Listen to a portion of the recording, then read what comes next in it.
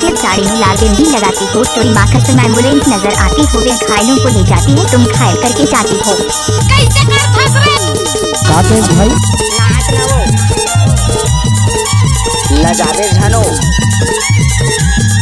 आए ऐसे कर था मेरी बात तो समझ रे नहीं बोल क्या चल हट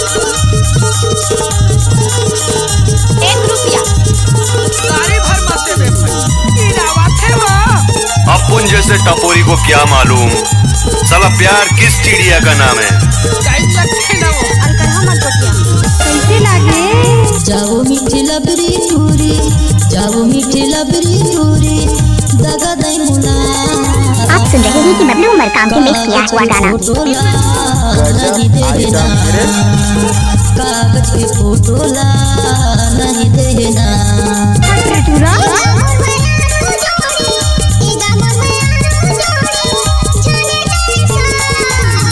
डीजे राज बबलू उमर काम कुड़ेला बड़ी टोला वाले।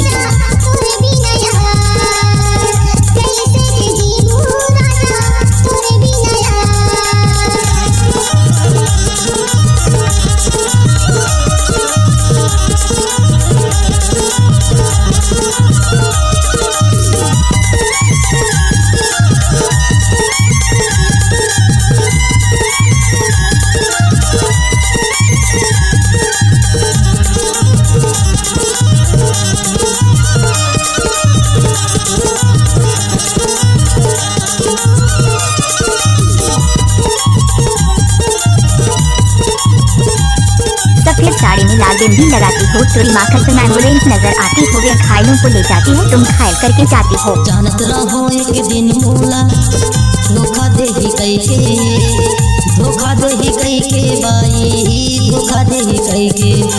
मोर मायाला ते नहीं समझे, जा चले जा मई के, जा चले जा मई के बाई, जा चले जा मई के।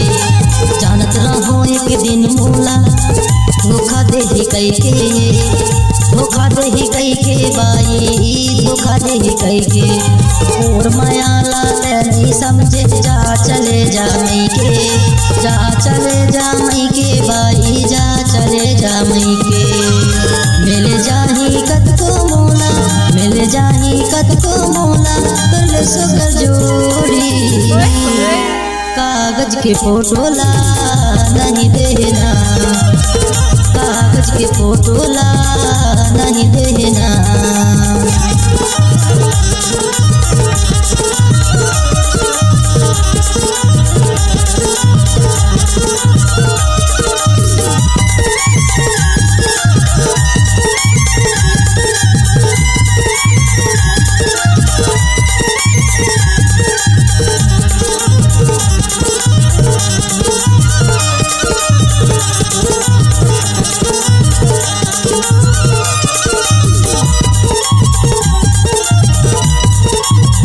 आए ऐसे कर था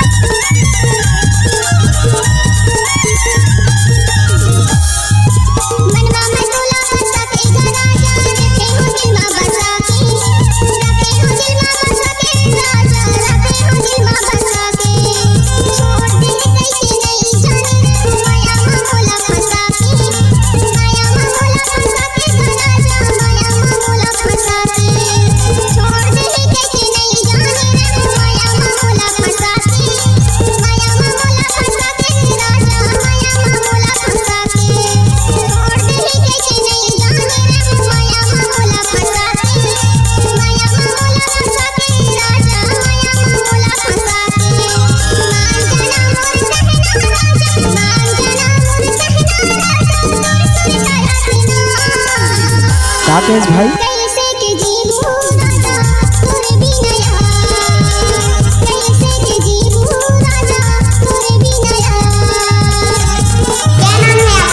SM बबलू उमर काम।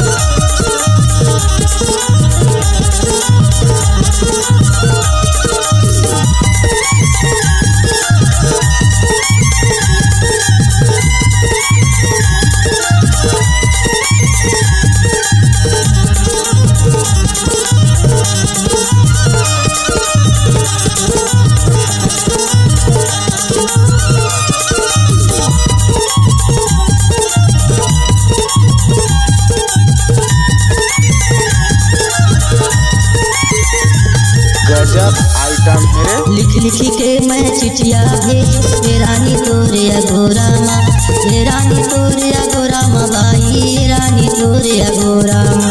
लिख लिख के मैं चिट्ठिया भेजू हे रानी तोरे अगोरामा, हे बाई तोरे अगोरामा बाई, हे रानी तोरे अगोरामा।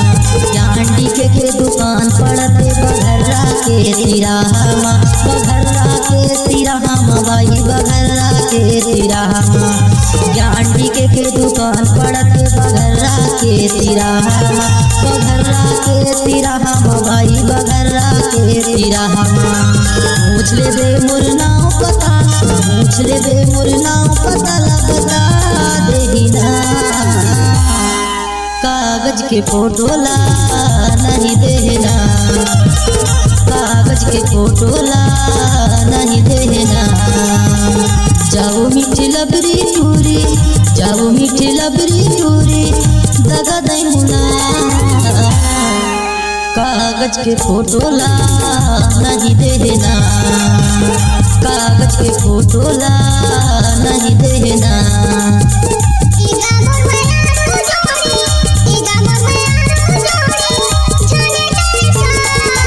नाचुरी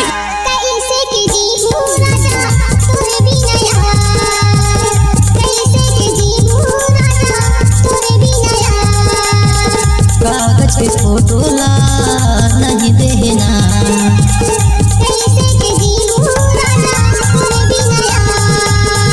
कागज के फोटो ला नहीं देना, कागज के फोटो ला नहीं देना।